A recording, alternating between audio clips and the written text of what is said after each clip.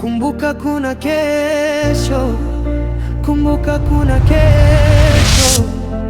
Leo ni yako, kesho ni ya nani? Usitame sana kwa nguvu ulizo nazo. Maisha huzunguka, usisahau hilo.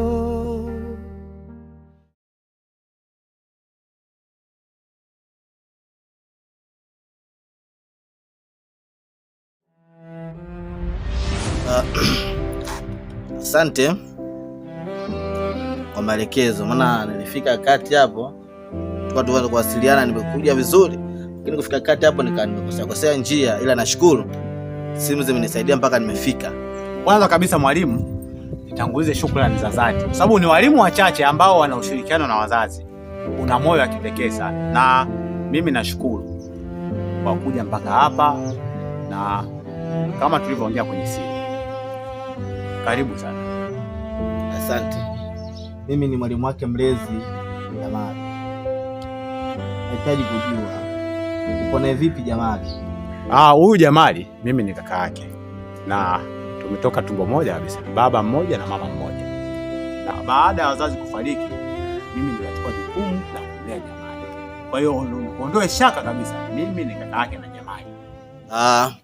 Kubwa kabisa lililonileta hapa na kuhusu mdogo wako kumpa mwanafunzi mimba. Jamali tulimwandikia barua ya wito wa mzazi. Hatujamwona Jamali shule wala mlezi. Ina maana Jamali kutoka kwake hapa asubuhi anadai hela ya nauli, kumbe afiki shule.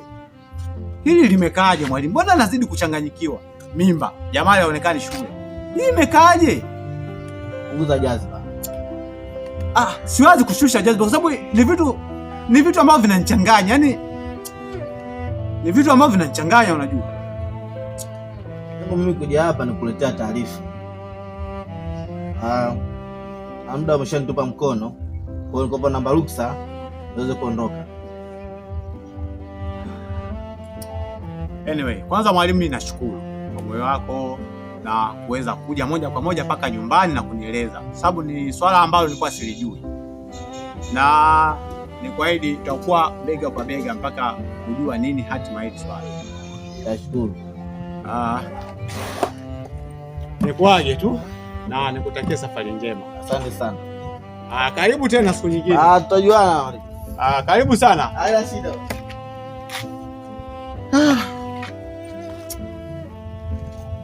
Yaani Jamali huyu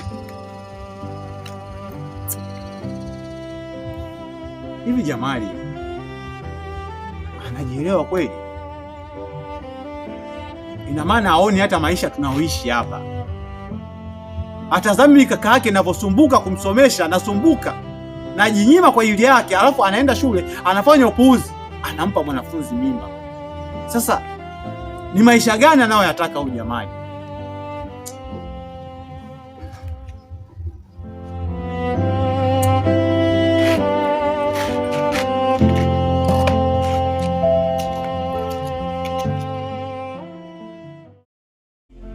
Kumbuka kuna kesho, usisahau hilo. Mali na madaraka si vyako milele. Jua hilo, kuna kesho. Wewe Jamali,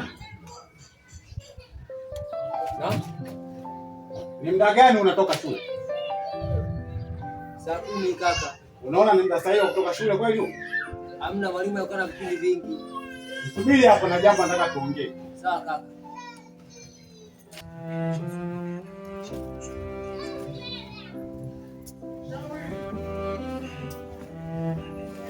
Sio kawaida kuniita mpaka sasa hivi.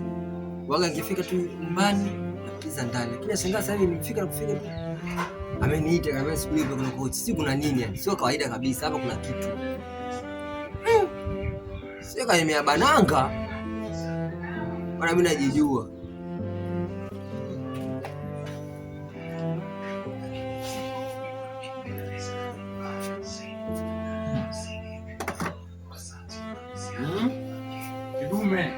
mtaa nakuona.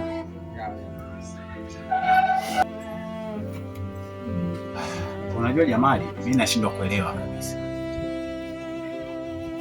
Huu sio muda sahihi wa kutoka shule, kwa sababu shuleni kwenu mimi napajua ni mbali. Mara nyingi huwa unafika saa 1, umewahi sana saa 12:30. Imekuwaje leo hii unafika nyumbani saa 10?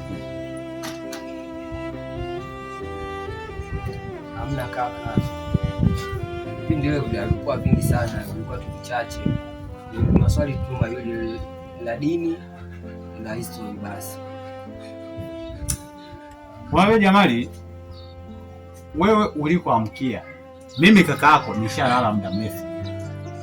Na tambua mdogo wangu, maisha huwa hayana spare. Ukiyakosea umekosea. Haya. Kwa hiyo ulijua utonikuta mdao. Kwa hiyo hivi ndivyo umetoka shule, si ndio? Kacha, sijui cheni. Kwa kumbe wewe umekuwa ni chui uliojivika ngozi ya kondoo. Yaani siku zote umekuwa ukinitia mtoto mwema kabisa. Kwa hiyo hivi ndio shato ya kukuona hivi. Kacha ya nini? Hamna kaka, ni shule yangu tu. Yote napata. Oh, umeanza lini kuvaa? Nimeanza jana. Unaona tu kama nikivaa hivi kidogo nakuwa smart, yani nakuwa sichafuki ovyo. Smart. Na kweli unakuwa smart.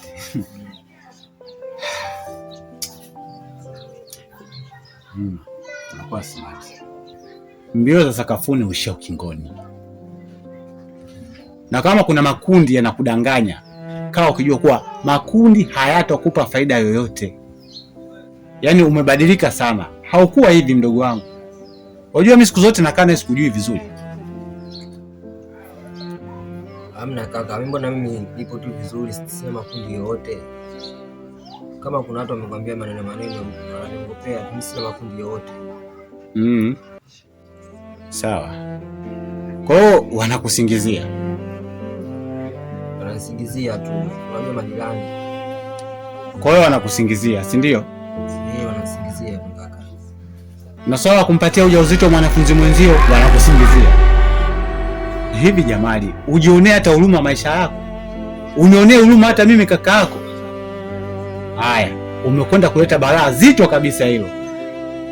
Hivi kila siku nilikuwa nakushauri Jamali, elimu ni bora kuliko mapenzi unayoyakimbilia. Hukutaka kunisikia. Elimu ni msingi wa maisha. Elimu ni kitu bora sana katika maisha yako, lakini yote hayo hujanisikia. Nimeongelea sikio la kulia, nimepitia kushoto. Sasa wewe jiandae kukabiliana na hiyo kesi. Mimi sitokutetea kabisa, maana siwezi kutetea ujinga. Jamali mdogo wangu, siku zote nilikuwa nakwambia kwa elimu ni bora kuliko mapenzi, lakini hukutaka kunisikia. Sasa ninachokwambia sasa, hili utalibeba mwenyewe. Mimi kakako sina uwezo wa kupambana na serikali. Mimi nitatazama serikali ifanye uchunguzi wake, ikibainika mimi sina neno, utakwenda kutumikia adhabu mwenyewe. Kwa sababu nilikuwa nakuonya mara nyingi, nilikuwa nakuonya tena, ningekukumbusha na kukupa umuhimu wa elimu, tena ningekukumbusha na kukwambia juu ya umuhimu wa elimu, lakini wewe ulinisikiliza, yakapitia kulia yakatokea kushoto. Nilijua naishi na mdogo wangu ambaye anajitambua, anajielewa. Kila nililokuwa nakwambia nikahisi utalifanyia kazi, lakini wapi. Hukutazama maisha ninayoishi mimi. Hukuona umuhimu wangu kwako. Mambo mangapi mimi nafanya, napambana na kusomesha shule. Baba na mama wameniachia wewe ukiwa mtoto mdogo, lakini hilo lote ukuliangalia mpaka sasa. Nimepambana, umekuwa umefika sekondari. Jamali, haya ndo malipo yangu yanayostahili, si ndio? Umeona, siku zote nimekuwa nakwambia elimu ni bora kuliko mapenzi, lakini hukutaka kunisikia. Hivi utakuwa mtu wa namna gani usioelewa umuhimu wa elimu? Hivi nitumie lugha gani ili uelewe ambacho nilikuwa nakusisitizia? elimu ni bora kuliko mapenzi. Siku zote nilikuwa nakusisitiza, ishike elimu kwa mikono yako yote, lakini kutaka kuelewa. Unaona nini ulichopata? Tayari unakwenda kufukuzwa shule sasa. Hili ni balaa zito. Hili balaa zito. Utakwenda kuchukuliwa hatua za kisheria, utafungwa. Unafungwa. Nilikuonya sana lakini hukunisikiliza. Na haya ndio matunda yako. Huna budi kuyavuna, utake usitake. Utajua mwenyewe. Maana nilikwambia haukupaswa kusikia. Nilikwambia lakini hukunisikiliza. Nilikuonya.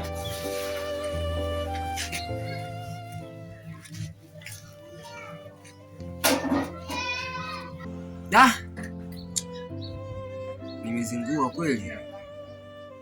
Kaka alinipambania kwa kila kitu, lakini nimemwangusha.